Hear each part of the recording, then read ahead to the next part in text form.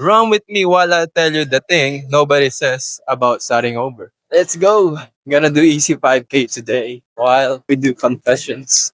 Starting over doesn't feel like a fresh start. It always feels like that you're going backwards, carrying everything that broke you, starting small when you used to be more. It's really gonna be a hard thing to swallow. You thought you had everything. You got a job, you got a life, but when everything breaks down, it's really gonna be hard. You feel like you're falling behind, you're not doing much, you're not worth it, you're not enough. It's really gonna break you down.